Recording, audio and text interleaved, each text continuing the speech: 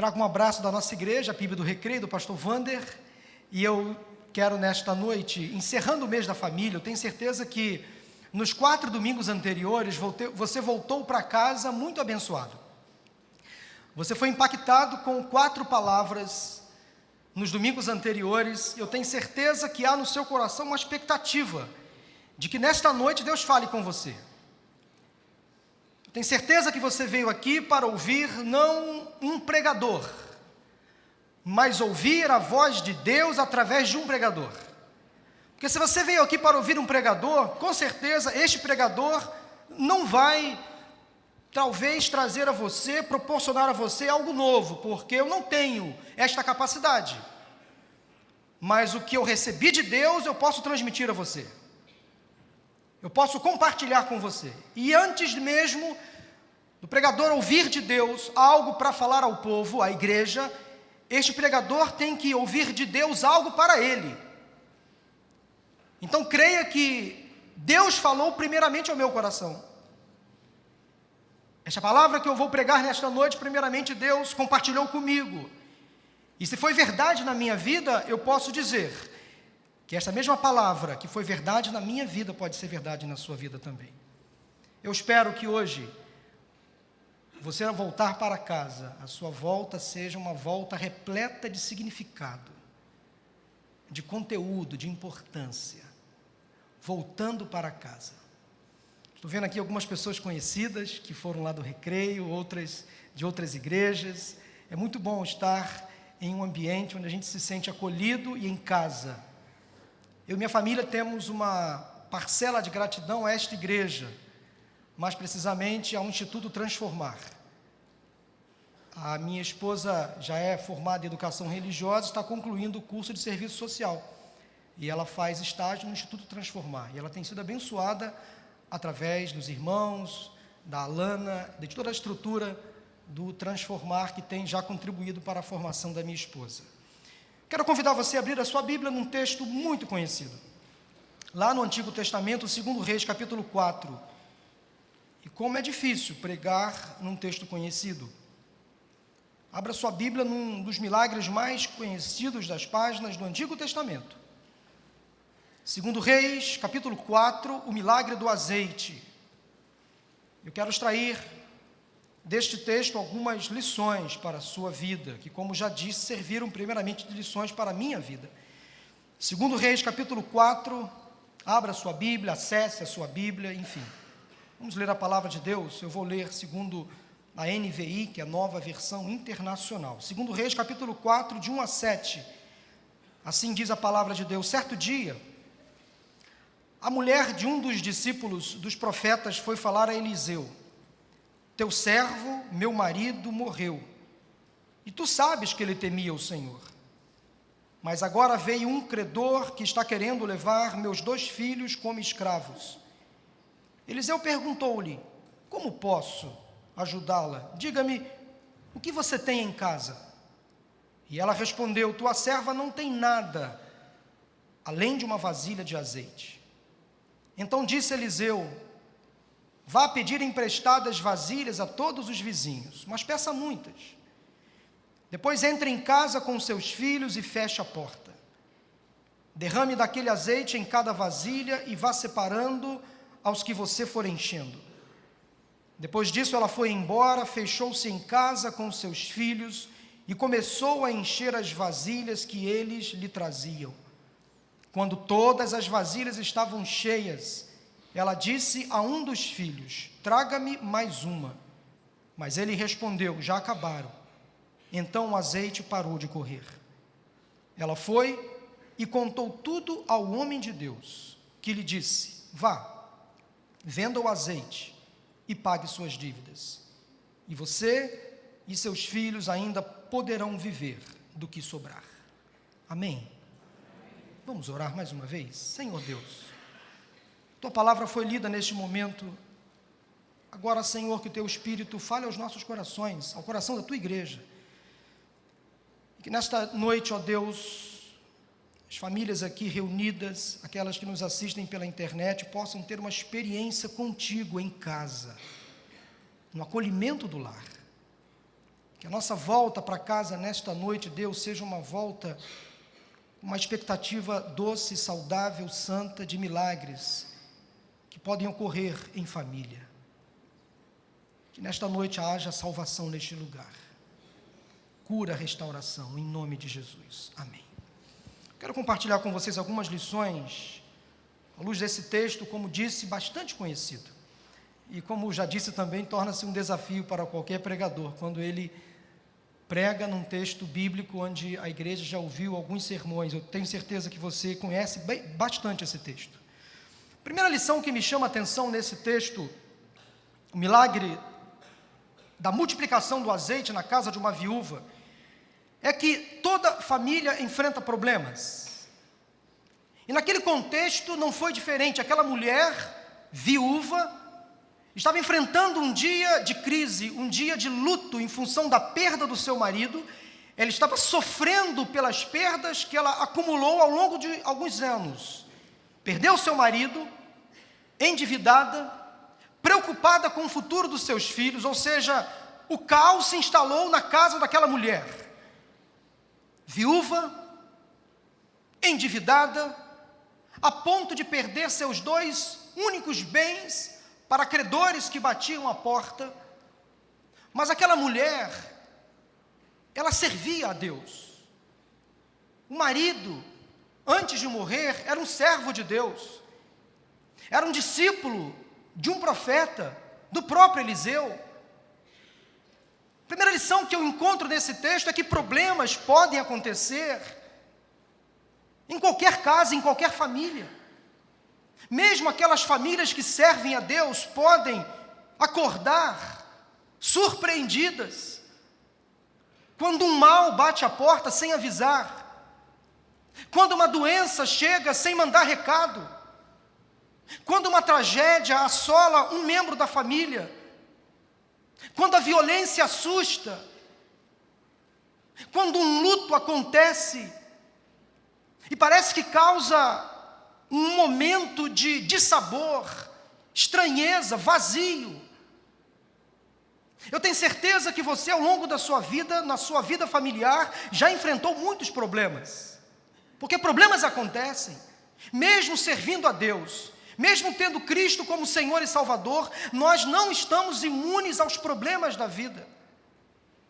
E às vezes eles chegam sem avisar, sem pedir licença, sem mandar recado. Como é difícil às vezes conviver com um problema que chega e causa um transtorno dentro de casa. Às vezes é uma crise no casamento, uma traição que é descoberta, uma infidelidade. É um problema envolvendo os filhos, quando estes se relacionam com as más companhias. Quando as drogas invadem a nossa casa. E muitas famílias cristãs estão sofrendo, neste momento, sofrendo problemas terríveis. Há alguns anos atrás, alguns problemas, nós imaginávamos assim, isso não vai acontecer na minha casa. Na minha casa não, no meu casamento isso não, com os meus filhos não. Mas agora, gente, estamos vivendo uma crise de valores. Estamos vivendo uma crise no nosso país, através da internet, através da televisão, através dos relacionamentos sociais, na faculdade, na escola, no trabalho. Nós somos influenciados o tempo inteiro. E passamos mais tempo fora de casa do que em casa. Mais tempo fora de casa do que na igreja. E parece que somos influenciados negativamente e levamos para dentro de casa tudo aquilo que a gente aprende lá fora. Às vezes o tempo que estamos em comunhão com Deus na igreja, ou num pequeno grupo, numa célula, parece que esse tempo não é mais suficiente. Porque temos, infelizmente, uma tendência a atrair coisas ruins, a admitir coisas ruins, a pensar em coisas ruins. Problemas acontecem. Na casa daquela mulher não foi diferente. As famílias que servem a Deus sofrem perdas. Nós que somos crentes em Cristo Jesus erramos, pecamos, Às vezes, em função do erro, do pecado, sofremos. Nós precisamos aprender a lidar com os momentos difíceis. Há muitas pessoas que entram em desespero quando os problemas batem à porta. Nós precisamos aprender a lidar com as perdas, precisamos aprender a lidar com o luto. Precisamos a conviver com as tragédias porque elas acontecem.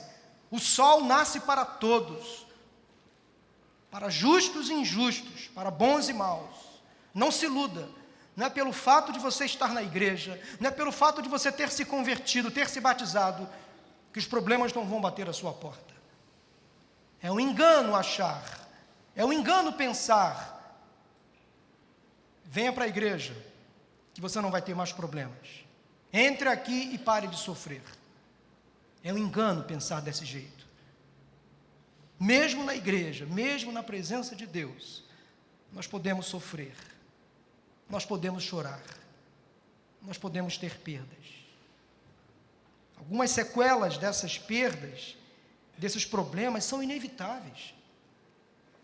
Às vezes, quando acontece, por exemplo, em família, um erro, é preciso que alguém admita esse erro e peça perdão, é quase que impossível esquecer o que passou. Nós não somos máquina, não temos um chip que você troca esse chip e zera todo o seu HD. E quando o cristão estabelece o perdão, ou quando ele perdoa, e perdoar não é esquecer, perdoar é lembrar sem sentir dor, ele tem que aprender a viver, às vezes, com algumas sequelas. Aquele erro que você cometeu lá no passado, Deus já perdoou, você não precisa se sentir culpado, mas você talvez vai precisar lidar com este resultado, com a sequela deste erro. Você não pode conviver com o peso da culpa mais no seu coração, mas talvez você vai ter que conviver com esse erro para o restante da sua vida. Primeira lição que eu encontro nesse texto é que aquela mulher enfrentou um dia mau. Enfrentou não só um, mas vários problemas. Você precisa saber que problemas acontecem na vida daqueles que servem a Deus. Esta é apenas a primeira lição que eu extraio deste texto. Aquela mulher, viúva, enlutada, endividada, em crise, preocupada, a ponto de perder os seus únicos bens, os seus 2 filhos. Mas a segunda lição que eu encontro nesse texto, vamos prosseguir, é que ela, ao perceber que estava vivendo um problema, ela admitiu: eu estou mal. Eu não estou bem. Ela começou a elaborar aquele problema, ela não negou, ela não escondeu de ninguém, ela admitiu: eu tenho um problema. Agora não vou sentar em cima dele, não vou ficar curtindo o meu problema. Ele existe, eu admito, agora vou fazer alguma coisa. Não vou sentar em cima do meu problema. Ele existe, agora vou tomar uma decisão, vou tomar uma atitude. Ela buscou ajuda. E ela buscou ajuda na pessoa certa. Ela foi se consultar com um homem de Deus. Ela foi conversar com Eliseu. Ela procurou Eliseu e compartilhou com ele a sua dor. E Eliseu, ao perceber a aflição daquela mulher, perguntou-lhe: como posso ajudá-la? Interessante, quando a gente passa por alguma situação difícil, a gente encontra um ombro amigo, uma pessoa que se preocupa com a nossa dor, com o nosso sofrimento. Às vezes, é só aquela pessoa olhar para a gente e ela já percebe que nós não estamos bem. Além de pastor, eu também sou psicólogo, então a gente aprendeu a fazer uma leitura corporal. Às vezes, com um olhar, eu percebo que alguém não está bem. É sentimento, feeling, percepção. Precisamos, meus irmãos, aprimorar esse nosso olhar, esse nosso sentimento, essa nossa empatia pelo outro. Devemos, às vezes, evitar esse sorriso clichê, essa embalagem bonita por fora. Precisamos, às vezes, admitir que nós não estamos bem. Aquela mulher admitiu: eu estou com um problema, e ela foi buscar ajuda na pessoa certa. Ela compartilhou da sua dor com Eliseu, mas ela com certeza refletiu antes de tomar aquela decisão. É importante que você, ao tomar conhecimento do seu problema, é importante que você, quando evita esconder o problema, é importante que você saiba quem procurar, como procurar e onde procurar. É muito importante na igreja, família mais estendida, nós temos alguém, um parceiro de oração, alguém para prestar contas. É importante que você estabeleça esse vínculo, esse tipo de relacionamento. Será que você tem na sua igreja, por exemplo, alguém, um amigo, em quem você pode de fato confiar? Será que você já conviveu com essa pessoa e você pode de fato confiar segredos, às vezes até intimidades? A palavra de Deus nos diz em Tiago 5,16 que nós devemos confessar os nossos pecados uns aos outros, para que sejamos curados. É preciso que a gente estabeleça esse vínculo. Será que eu tenho alguém no meu relacionamento, alguém em que eu posso de fato confiar? Talvez você ainda não encontrou essa pessoa, mas é bom que você encontre. Não abra o seu coração para a primeira pessoa que aparecer na sua frente. Cuidado, para você não ser traído, porque talvez o que você vai ouvir, ou o que você vai compartilhar, essa pessoa talvez possa usar isso contra você. Mas não se frustre, porque relacionamentos às vezes acontecem, decepções. Mas antes de você compartilhar com alguém de fora, compartilhe com alguém de dentro da sua casa. Por exemplo, quem é casado? O marido, ele tem que ter na sua esposa sua principal e melhor amiga. Nunca troque isso, meu irmão, se você é casado, que você não compartilhe nada com uma outra mulher a não ser a sua esposa. Confidências, intimidades, sonhos, projetos. Você que é casado precisa compartilhar com o seu cônjuge, senão você vai abrir uma brecha perigosa demais, demais. Meninos e meninas, adolescentes, jovens, que às vezes confiam muito mais em amigos da escola, da faculdade ou do trabalho, do que nos seus próprios pais. Cuidado. Os vínculos de relacionamento mais intensos, mais eficazes, estão dentro de casa, em família. Aquela mulher foi buscar ajuda na fonte certa, na pessoa certa, e ela procurou Eliseu no momento certo. E você precisa confiar em homens e mulheres de Deus. Se você não estabeleceu ainda esse vínculo de confiança, ore ao Senhor. Começa a ter alguém, de fato, para você compartilhar. Aprendi ao longo do meu ministério que quando um problema é compartilhado, esse problema se torna metade. Dor compartilhada é dor pela metade. Problema compartilhado é problema pela metade. Não guarde os seus problemas para você. Tenha alguém de confiança. Estabeleça isso. E volto a afirmar, se você é casado, essa pessoa tem que ser o seu cônjuge. Menino, menina, filhos, estabeleçam ou restabeleçam com seus pais esse nível de confiança. Não confie na colega da faculdade, da escola. Ela pode trair você. Não confie naquele amiguinho do seu trabalho, ele pode levar você para a perdição. É em casa que nós temos os melhores relacionamentos. Não se esqueça disso. Terceira lição que eu aprendo nesse texto é que aquela mulher, quando compartilhou com Eliseu o seu problema, Eliseu colocou-se à disposição e fez uma pergunta: o que você tem em casa? Essa pergunta de Eliseu foi cheia de significado. O que você tem em casa? Ou seja, o que você pode contribuir para que o milagre aconteça? Deus tem todo o poder, Ele é soberano, Ele é autor de todas as coisas.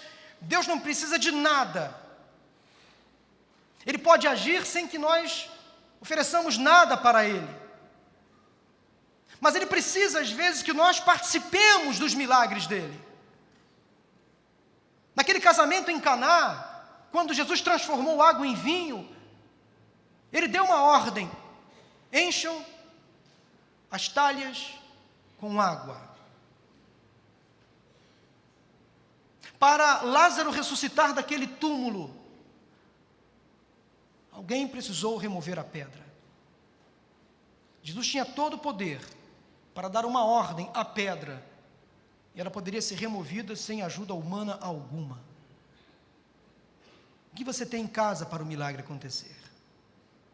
Qual a sua parcela de contribuição?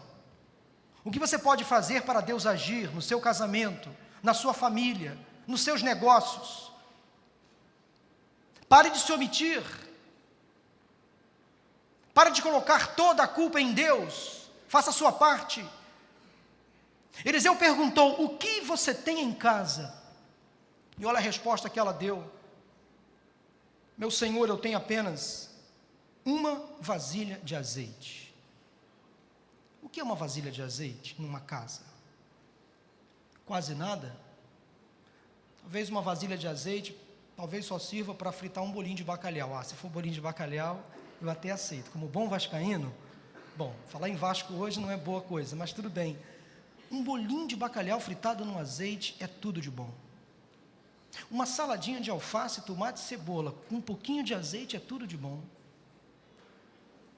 Você fritar, sabe o que? Um camarãozinho no azeite é tudo de bom.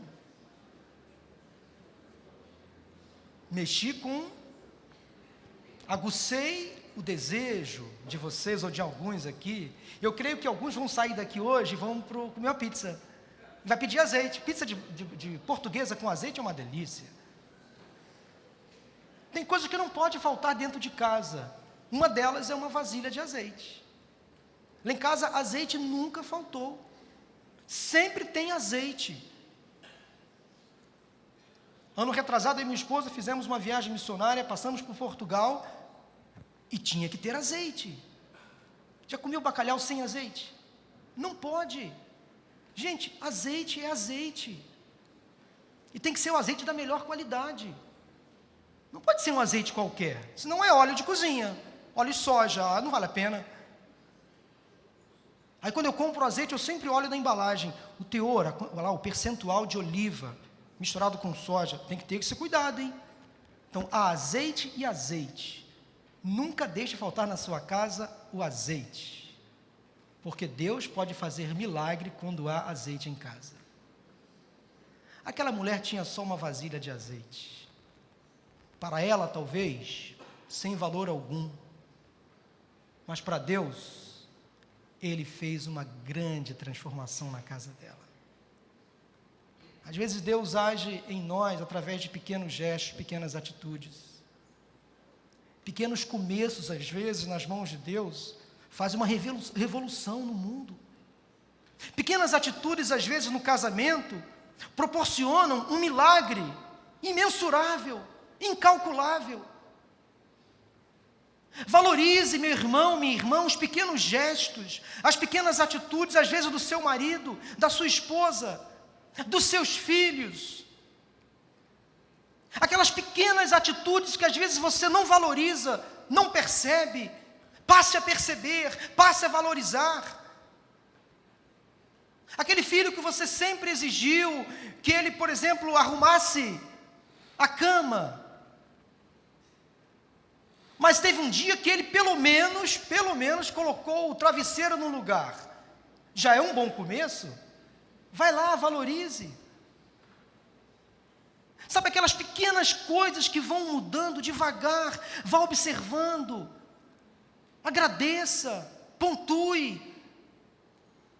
Eu lembro que eu e Maura, na primeira semana, nós temos 20 anos de casados, mas na primeira semana do nosso casamento, claro, eu me casei com 23, Maura com 22, bem jovens, inexperientes. A Maura foi fazer um almoço para a gente, e eu acho que, não sei se foi o nervosismo, né, assim, e ela errou um pouco lá no tempero do arroz. Isso acontece. Quantas mulheres aqui nunca deixaram o arroz queimar, o feijão, passou um pouquinho, você foi fazer lá uma polenta e não mexeu o suficiente, embolou o angu, a polenta, enfim, coisas assim acontecem. E ela ficou muito constrangida porque o arroz não estava legal. estava com muito sal ou pouco sal, ficou. E ela, coitada, muita boa vontade. E nós fomos almoçar. E ela não conseguiu disfarçar a tristeza, o desapontamento. Eu percebi que ela se esforçou. Deu errado, mas qual o problema? Vamos deixar de nos alegrar por conta de um arroz que não ficou bom? E ela, muito constrangida, ela achou que eu ia reclamar, que eu ia perceber. Eu percebi, mas não fiz nenhum comentário. Porque eu valorizei a atitude dela em me proporcionar, naquele momento, a melhor das refeições. Era uma refeição tão simples, era um arroz, eu acho que um feijão, uma salada, um bife frito, mas eu estava achando que eu estava almoçando no Copacabana Palace. Para que reclamar da mosca que caiu no prato? Para quê? Reclamar da pintinha preta, da pintinha preta na parede. Olhe todo. Para que reclamar de coisas pequenas às vezes? Olhe todo. Olhe todo. Mas voltando aqui o texto, valorize aquelas atitudes corretas que você faz às vezes com o coração. Eu lembro de Davi, que precisou apenas de uma pedra para derrubar um gigante. Eu lembro também daquele adolescente, daquele menino que dispôs do seu lanche, abriu mão do seu lanche para Jesus alimentar uma grande multidão. E o que ele tinha era tão somente 5 pães e 2 peixinhos. Eu lembro daquela viúva que foi ao templo depositar tudo o que tinha, o que ela tinha, 2 moedas de menor valor. Deus valoriza os nossos pequenos gestos, as nossas pequenas atitudes. Na minha mão, na sua mão, uma vasilha de azeite não faria diferença nenhuma. Mas na mão do Senhor, fez toda a diferença. Nunca duvide do que Deus é capaz de fazer. Aquela mulher talvez não acreditava do que Deus poderia fazer com apenas uma vasilha de azeite. Meu irmão, minha irmã, creia no improvável, no impossível. Talvez no seu casamento você não esteja vendo ainda grandes mudanças no seu cônjuge. Nos seus filhos, você talvez não esteja vendo grandes transformações. Se há fé, se há um propósito verdadeiro, se há um desejo sincero e profundo no coração, Deus pode transformar essas pequenas coisas em grandes coisas. Talvez no seu ministério você não esteja vendo grandes resultados. Talvez lá no seu trabalho secular, pequenos movimentos, pequenos gestos, é uma crise que se instalou no país. E você não vê saída, talvez você não veja horizonte. Comece a fazer pequenos gestos, a tomar pequenas atitudes, e coloque nas mãos de Deus, porque pequenas coisas das mãos de Deus se transformam em grandes coisas. Pequenos sonhos em grandes projetos. Deus age no silêncio, na simplicidade, e em Deus o pouco se transforma em muito. Terceira lição que eu aprendo com esta mulher é que nós precisamos também valorizar as pequenas coisas, os pequenos gestos, pequenos inícios. Ela confiou no Senhor. Ela não escondeu o pouco que tinha, o insignificante que tinha, o irrisório que tinha. Ela confiou que Deus poderia fazer um milagre, o que acabou acontecendo. Quarta lição que eu encontro no texto é que nós precisamos cultivar bons relacionamentos. Quando recebeu de Eliseu o pedido, quando Eliseu perguntou: o que você tem em casa? Ela respondeu: eu tenho apenas uma vasilha de azeite. Eliseu deu uma ordem: vá pedir emprestadas vasilhas a todos os vizinhos, mas peça muitas. Isso me leva a crer, a acreditar que ela tinha um bom relacionamento com os vizinhos. Ela dava um bom testemunho. Ela, os seus filhos foram de casa em casa, pedindo licença, batendo na porta.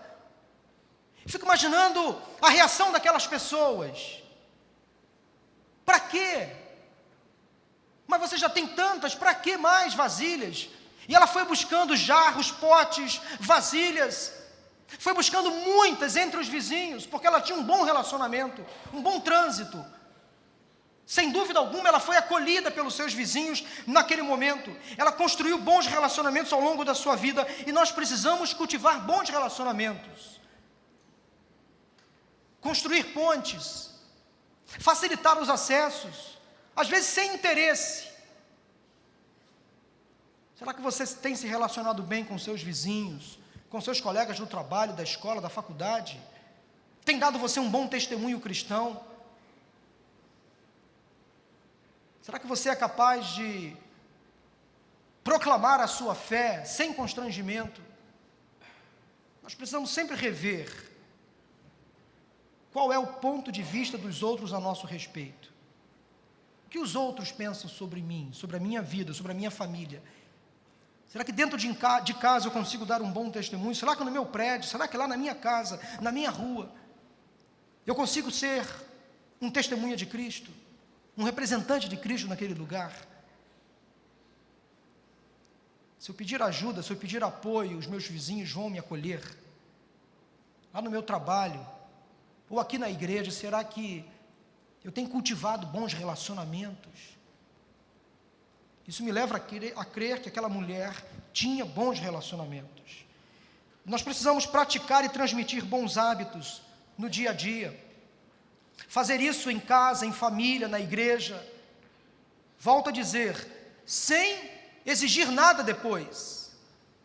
E eu conheço pessoas que fazem questão de andar de mau humor, destruir relacionamentos, às vezes na própria família, na própria casa. Eu conheço pessoas que ficam sem falar com um irmão, com uma irmã, com um tio, com uma tia, com um primo. Eu conheço filhos que não falam com seus pais há muito tempo. Por alguma razão, destruíram relacionamentos, se ausentaram da vida dos seus pais. Quem sabe Deus nesta noite está chamando você ao voltar para casa, reconstruir pontes, refazer caminhos, reiniciar trajetórias, pedir perdão, liberar perdão. Quem sabe a sua volta para casa hoje será uma volta com este objetivo: eu preciso pedir perdão, eu preciso perdoar, eu preciso retomar comunicação, retomar o diálogo com aquela pessoa que eu me afastei. Uma vez uma pessoa veio falar comigo que precisava pedir perdão ao pai. Só que o pai morava muito longe. Eu perguntei, você não pode ir ao encontro do seu pai? Ela disse, não. É fácil. Peguei meu celular e deixei na mão dela. Faça agora, ligue para o seu pai. Mas pastor, eu não tenho coragem. Faça isso. Depois de relutar,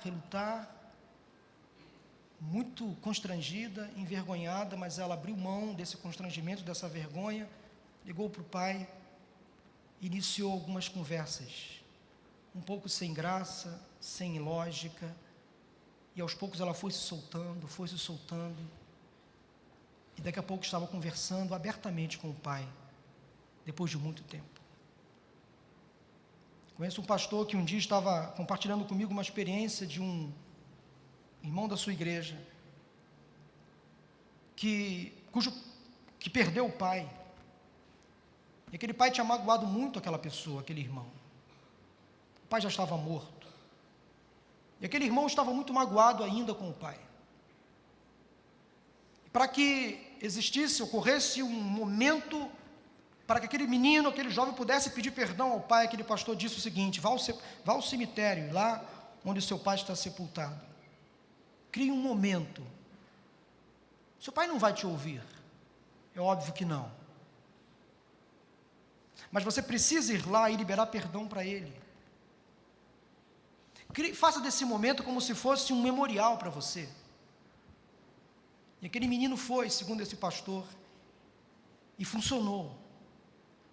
Ali, diante do túmulo do pai, ele falando sozinho, ele fez uma oração a Deus e pediu perdão ao pai. pediu que diante de Deus também o pai o perdoasse. Ele pediu: Deus, tira do meu coração toda a raiva, toda a ira que eu armazenei durante tanto tempo. Meu pai não está mais aqui, ele não pode me ouvir, mas o Senhor pode me ouvir. E aquele gesto tão simples teve um significado tão grande para aquele rapaz. Ele se libertou daquela culpa, daquele peso, daquele pecado. Liberou o perdão para o pai, também pediu perdão para o pai.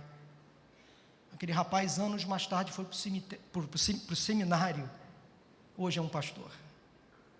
E aquele gesto foi fundamental para a restauração da vida espiritual daquele rapaz. Construa bons relacionamentos. Peça perdão a quem você magoou. Libere perdão para alguém nesta noite. Volte para casa com essa disposição. Próxima lição que eu encontro nesse texto, quero compartilhar com você, é o seguinte: saiba resolver os problemas. Aquela mulher, ao pedir vasilhas emprestadas, ela foi de casa em casa com seus filhos, e houve uma ordem, um pedido de Eliseu. Aparentemente, pelo diálogo, eles estavam fora de casa, porque Eliseu disse: vá pedir emprestadas vasilhas a todos os vizinhos, mas peça muitas. E no versículo 4 a palavra de Deus nos diz: depois entre em casa com seus filhos e feche a porta. Ou seja, para aquele milagre acontecer, deveria acontecer no lugar certo. Ou seja, ela deveria entrar dentro de casa, para que o milagre pudesse acontecer. Ela precisou ter sabedoria, agir com prudência. Isso me leva a crer, meus irmãos e amigos, que há problemas que são resolvidos de porta aberta, fora de casa. Talvez com um psicólogo, com um terapeuta, talvez com um pastor na igreja. Há problemas que você, para resolver, tem que ir ao médico, fora de casa.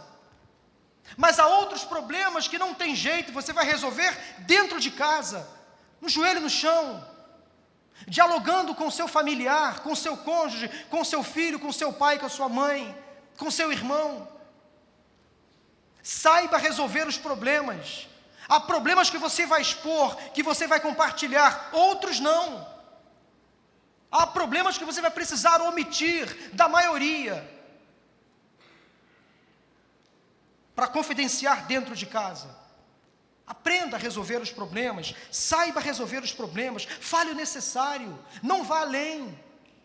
Aquela mulher seguiu à risca as orientações de Eliseu. Ela foi em busca do milagre, da solução. Ela encontrou uma maneira melhor de resolver aquele problema. Ela ouviu a voz do profeta e obedeceu. Você precisa aprender a resolver os seus problemas. Não abra o seu coração para a primeira pessoa que aparecer à sua frente. Busque conselho com a pessoa certa, no lugar certo. Há uma sexta lição que eu quero compartilhar com vocês. Há tempo para tudo. Ela precisou buscar vasilhas. Ela entrou na sua casa para o milagre acontecer. E daquela pequena vasilha de azeite que ela tinha, ela foi derramando, segundo o texto, daquele azeite. Ela entrou na sua casa com os seus filhos, foi derramando daquele azeite em cada vasilha, e elas foram enchendo. Cada vasilha que ela conseguiu foi enchendo a partir daquele pequeno recipiente. Houve um milagre. Um verdadeiro milagre aconteceu na casa daquela mulher, dentro de casa. Isso me leva a crer que o milagre de Deus acontece então no lugar certo, no tempo certo e na medida certa, porque teve uma hora que o azeite parou de correr, de jorrar. Você precisa esperar o tempo de Deus certo, o tempo de Deus agir. Talvez a ansiedade não está deixando você perceber os milagres de Deus. Aquiete o seu coração. Acalme o seu coração, espere o tempo certo para Deus agir. Talvez você está orando há muito tempo, ansiosamente aguardando a conversão do seu cônjuge, talvez dos seus filhos. Aguarde o tempo de Deus, faça a vontade de Deus, não saia do lugar da bênção, espera que no tempo certo o milagre vai acontecer. Não se desespere. O melhor lugar para o milagre acontecer é dentro de casa. Ela foi para dentro da sua casa com seus filhos, e ali o milagre aconteceu, no tempo certo e na medida certa. E para todo milagre, há um início, há um meio e há um fim. Milagres também acabam. Há milagres de Deus que são para um tempo, para um propósito. E você precisa entender isso. Porque Deus age no tempo e na história. O tempo de Deus não é o nosso tempo é o Cronos. O tempo de Deus é uma outra esfera, é o Kairos. Você precisa entrar nesse tempo de Deus. E nunca ficar esperando as mesmas experiências com Deus. Deus sabe como agir. E talvez a maneira que Ele vai agir com seu irmão não seja a maneira que Ele vai agir na sua vida. O milagre que Ele fez na casa do seu vizinho talvez não seja o milagre que Ele vai fazer na sua casa. Deus é especialista em milagres, Ele sabe como agir, no tempo certo, na maneira certa. Se você está com a sua vida entregue nas mãos do Senhor, se você busca em Deus um milagre, seja ele qual for, faça a sua parte em oração, com fé, e tenha certeza de que Deus não se esqueceu de você. No tempo certo, da maneira certa, o milagre vai se revelar. Talvez, quem sabe, já está começando aquele prenúncio, aquele cheirinho de chuva, aquele prenúncio de um tempo melhor. Quem sabe Deus está começando a colocar diante dos seus olhos, talvez, o início de um tempo melhor. Agora espere Ele concluir a obra. A bem da verdade, a obra dele não foi concluída nas nossas vidas. Ele está nos aperfeiçoando a cada dia, a cada instante. Nós só vamos chegar à estatura de varão perfeito quando chegarmos na glória. Mas há milagres que são para um tempo específico. Há milagres que têm um início, um meio e um fim. Tente entender as coisas do ponto de vista de Deus. Até quando a morte bate à sua porta, até quando você espera o milagre da vida e não acontece,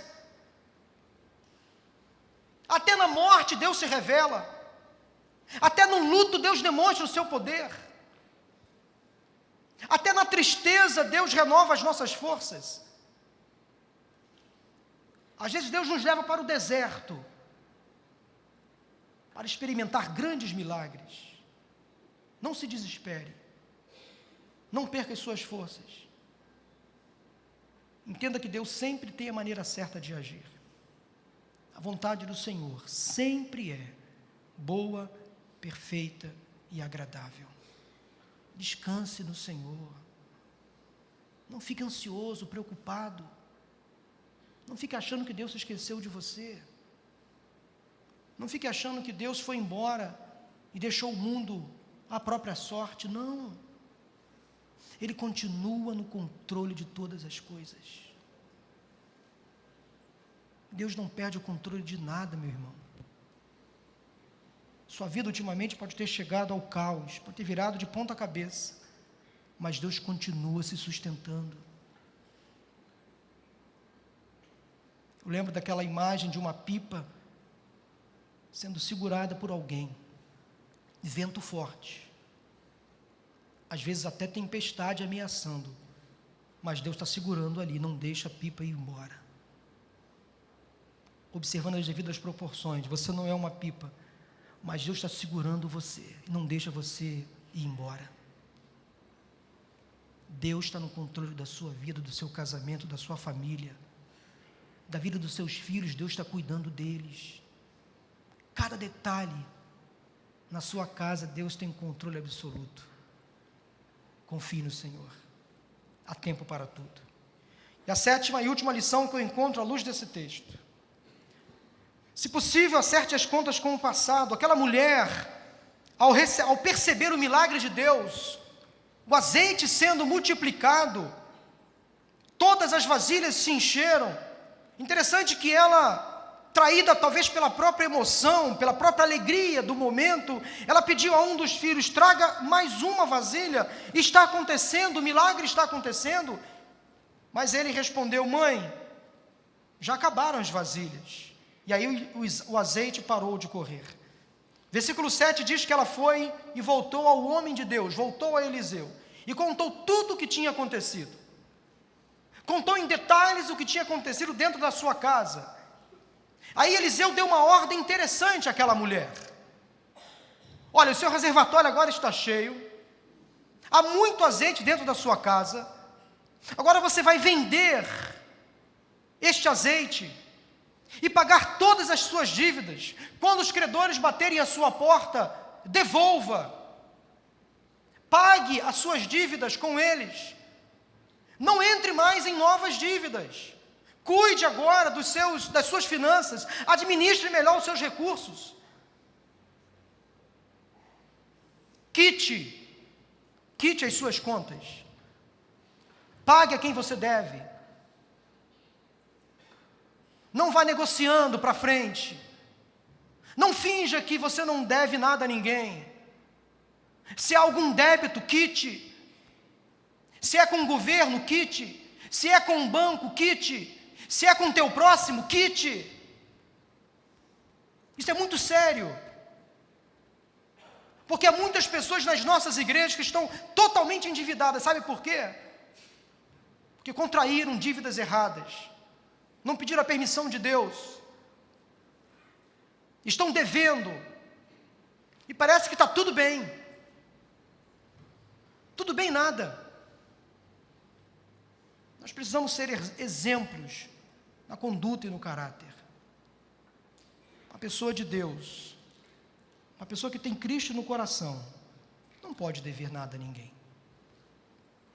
A palavra de Deus já nos orienta: a ninguém devais coisa alguma, a não ser o amor. O esposo daquela mulher, e talvez ela também, contraíram dívidas. No caso das dívidas, infelizmente, não havia naquela época um seguro. Ou seja, com a morte do marido, as dívidas continuaram. Hoje em dia, dependendo do produto que você adquire, você pode colocar uma cláusula lá no contrato. Em caso de morte, a dívida é interrompida. A dívida é enterrada? Talvez sim, você consiga fazer isso. Mas no caso dela, não. A dívida permaneceu. Aí o milagre aconteceu. E qual foi a ordem de Eliseu? Se retrate. Vai lá, pague as suas dívidas. Ela não podia mais errar novamente. Não no mesmo erro. E tem gente que insiste no erro. Se envolve em um monte de problema, em um monte de confusão. Deus livra, Deus abre a porta, mas tem aquele famigerado desejo de ir lá e contrair a mesma dívida. Teve uma época da minha vida que eu deixei o meu cartão de crédito dentro de casa. Fiz uma cerimônia fúnebre para ele, assim. Deixei ele lá. Eu me conheço. Deixei ele lá por um tempo. Vou me contentar com aquilo que eu tenho. Nada contra as mulheres que gostam de ir em shopping ou em mercado em dia de promoção. Esse dia eu fui no mercado com a minha esposa, estava em promoção, não sei o quê. Ela falou: Zé, vamos comprar? Geralmente a mulher compra porque gosta. Geralmente o homem compra porque precisa. Aí eu falei assim: estamos precisando? Aí ela falou assim: mas está tão barato. Vai que aumenta de preço. Vai que depois, ou amanhã ou depois, a gente chega aqui e o preço mudou. Nós temos sempre uma tendência, nós que somos homens, de agir com mais racionalidade nessas horas, né? Mas lá em casa já tem, não precisa comprar mais. Minha mãe gosta de negócio de promoção, de Guanabara, Mundial, Presunica, ela fica de olho nos encartes do jornal. Aí teve uma promoção aí no Guanabara, Semana da Limpeza. Olha quantos aqui que foram na Semana da Limpeza do Guanabara. Minha mãe estocou um monte de coisa lá em casa. Coisas que vai até o ano que vem. Misericórdia, haja casa suja para usar tanto produto de limpeza. Conforme diz aí um comercial de supermercado, o cara foi no mercado e comprou coisa para o Natal, porque está em promoção. Tem mulher que vai no shopping, vê uma bolsa, a minha esposa é assim, ela gosta de bolsa, de calçado, né? Você vai lá no armário, tem, sei lá, vários, não vou dizer a quantidade, vários pares de calçados, ela quer mais um. Bolsas, misericórdia. Minha mãe é a mesma coisa, igual a minha esposa. É uma bolsa por hora, né? Nem por dia. Eu agradeço a Deus, assim, admiro muitas mulheres, agradeço a Deus por ter nascido homem. A gente é tão simples, né? Tão básico. Não precisa ficar se preocupando com cabelo, fazer unha. É só botar uma calça jeans, uma camisa, tá tudo bem. Agora a mulher não, tem que ficar com... E quando tem mais de uma opção, então, de escolha, pronto. Troca, vê, vai no espelho, volta, e vai e volta, e troca. Misericórdia. É claro que mulheres e homens se complementam, né? A gente não pode ser tão racional assim. E as mulheres também não podem ser tão emotivas a esse ponto de se descontrolar financeiramente. O que eu estou querendo dizer, gente, é que nós precisamos ser mais prudentes com algumas coisas. Alguns negócios têm que ser feitos em família. Por exemplo, a compra de um carro, de um apartamento novo, a compra de um bem, vai trazer despesa, vai comprometer o orçamento, todos têm que participar. Lá em casa este ano fizemos um sacrifício, em março. Fizemos uma viagem para os Estados Unidos, fomos em família, primeira vez que viajamos todos juntos. Fomos para Orlando. Nosso aniversário de 20 anos, aniversário da minha filha de 11 anos. Fizemos o orçamento, estamos apertados a perder de vista. Mas é um aperto calculado. Falamos para os nossos filhos, vamos passar um ano apertado, mas vamos fazer um esforço. Valeu a pena. Passamos 15 dias passeando, visitamos os parques. Primeira oportunidade de uma viagem para o exterior, nós 4. Foi muito bom, valeu muito a pena. A gente não pode abrir mão do lazer, é claro, mas tudo tem que ser programado, planejado. Por mais que você fique depois um pouco mais apertado, mas vale a pena. Faça o seu planejamento financeiro, não entre em dívidas desnecessárias. Que é uma dica simples que todo consultor financeiro passa. Por exemplo, quando você for ao mercado fazer compras, não vá com fome. Sabia disso? Se você for com fome, está comprovado, você vai comprar muito mais do que você precisa. Ah, aquele salaminho, aquele presuntinho fininho no pão à tarde, aquele biscoito recheado de madrugada, faz uma falta, vou comprar. Na sua casa acontece isso? Você acorda de madrugada com fome? Vou para a geladeira, ou para o armário, aquele biscoitinho, traquinas existe ainda? Ainda existe, né? Aquele danoninho, misericórdia. Não vá para o mercado com fome. Não vá para o mercado com fome, você pode comprar coisas que você não precisa. Não crie dívidas desnecessárias. E se criar, liquide essas dívidas. Pague a quem você deve. Olha o que está escrito aí. Tenha prioridade, foco, saiba aproveitar as oportunidades. Cuide para não cair no mesmo erro. Gente, por favor, e se for para errar, erre diferente.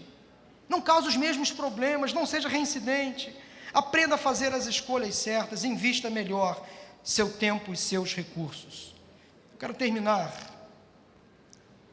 contando rapidamente uma outra história.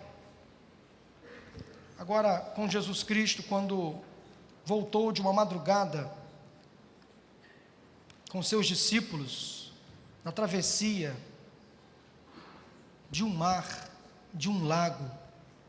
Quando desembarcou com seus discípulos, às primeiras horas de uma manhã, ele se deparou com um homem endemoniado. Lucas capítulo 8 conta a história de Jesus ao desembarcar em Gadar. Gadar naquela época era conhecido como terra de ninguém, lugar dos esquecidos. Jesus, ao se deparar com aquele homem completamente possesso por uma legião demoníaca, nu, desfigurado, sem nada, Jesus, percebendo a angústia daquele homem, expulsou aquela legião de demônios. E aquele homem liberto, agora, diz o texto, sentado em perfeito juízo, recuperando a sua consciência, ele desejou seguir a Jesus. Interessante que Jesus não permitiu, e deu a ele uma outra ordem, uma ordem que foi a seguinte: volte para sua casa, volte para sua família, e conte para os seus o que aconteceu com você, conte para os seus familiares o que eu fiz na tua vida. E ele voltou para casa, e anunciou para a sua família e para os demais moradores que Jesus Cristo tinha libertado ele. Você precisa voltar para casa hoje com esse objetivo. Jesus me trouxe hoje algumas informações. A palavra de Deus me deu hoje algumas diretrizes. Agora eu vou voltar para casa para fazer aquilo que Deus me mandou fazer. Diante de tudo que você ouviu nesta noite, que decisão você precisa tomar ao voltar para casa? Talvez você precise voltar para casa hoje para dar um abraço na sua esposa, um beijo, pedir perdão. Talvez você precise voltar para a sua casa hoje para fazer um carinho no seu filho, na sua filha. Para chegar para o seu irmão e dizer: meu irmão, me perdoe, eu errei. Para o seu pai, para a sua mãe: pai, velho, velha, me desculpa. O que você vai fazer ao voltar para casa hoje? Agora, antes de você voltar para casa, eu queria fazer um apelo a você. Talvez há pessoas que estão aqui nesta noite que precisam voltar para casa com o melhor dos presentes. E quanto a este presente, só Jesus pode oferecer. É a vida eterna. Voltando para casa, salvo. Voltando para casa com livre acesso ao céu. Eu não sei se há pessoas entre nós que ainda não aceitaram a Jesus. Ou quem sabe que um dia aceitaram, mas se afastaram. Eu queria convidar a igreja para que esteja agora em oração.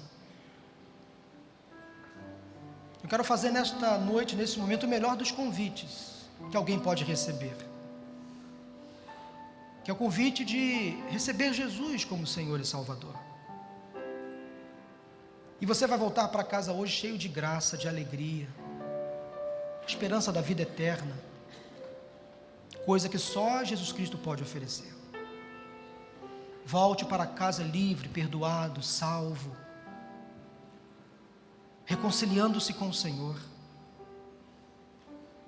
Eu tenho certeza que se você tomar essa decisão, o seu retorno para casa hoje será muito melhor.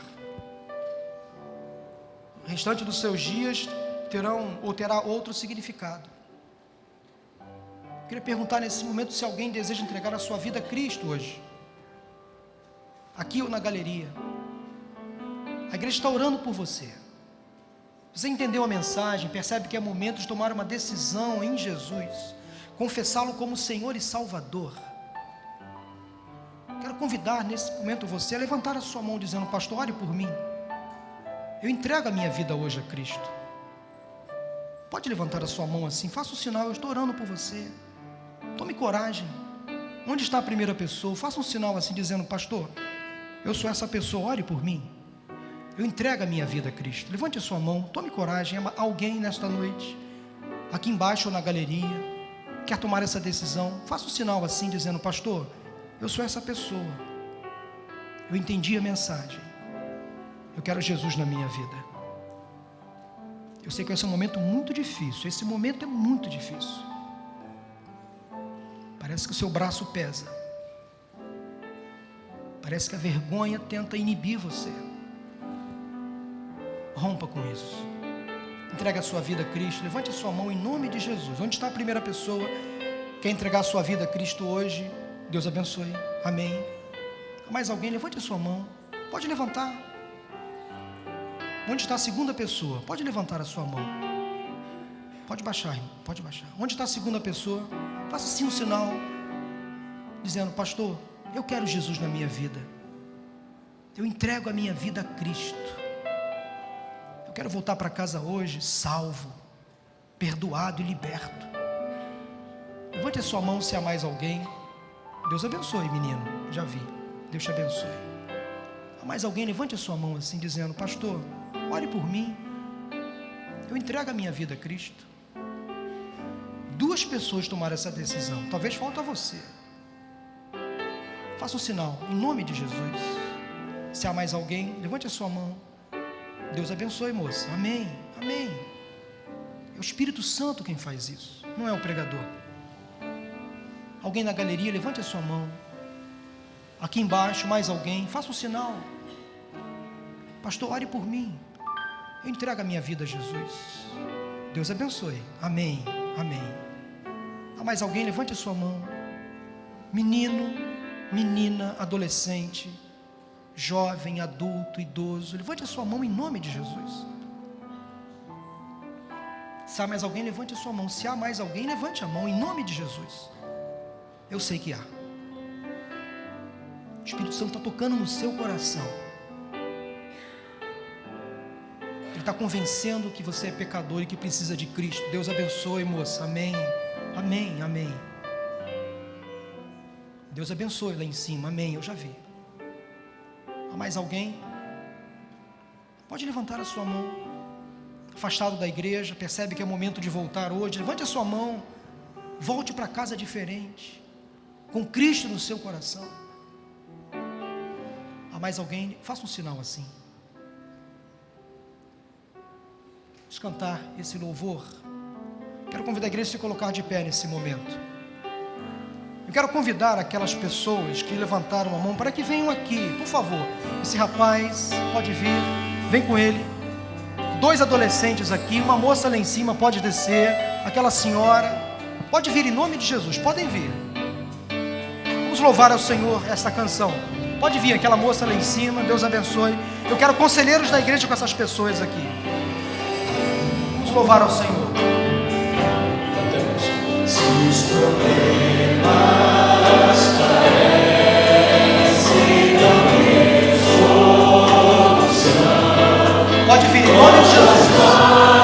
Quero um casal aqui nessa canção. o teu coração, Esses 2 meninos podem vir à frente.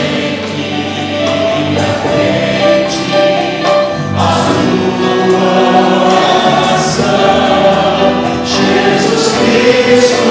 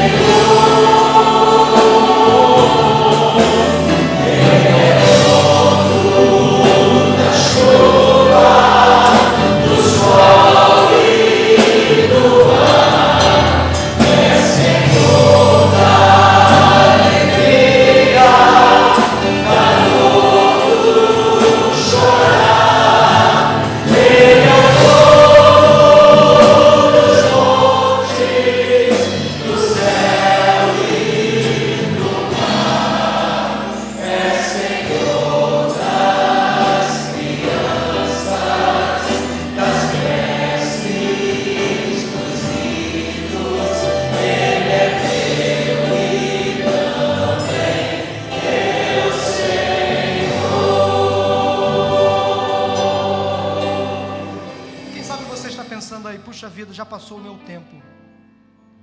Pastor, já acabou o apelo, eu queria tanto estar lá na frente. Sabe que Deus pediu para eu repetir o apelo? Por causa de você. Sai do seu lugar em nome de Jesus, vem aqui. Pode sair do seu lugar. Você precisa levar Jesus para casa hoje. Você sai daqui com essa certeza da salvação.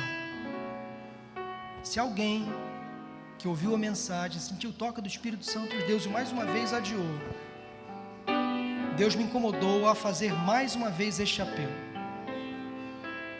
por causa de você. Sai do seu lugar em nome de Jesus, vem aqui. Pode vir. Tenha coragem de assumir hoje uma posição ao lado de Jesus. Talvez você já ouviu esse apelo muitas vezes, mas sempre está adiando, procrastinando, deixando para depois. Hoje, ao ouvirdes a voz do Senhor, não endureçais o vosso coração. Um melhor presente que o ser humano pode receber, que é Jesus Cristo no seu coração.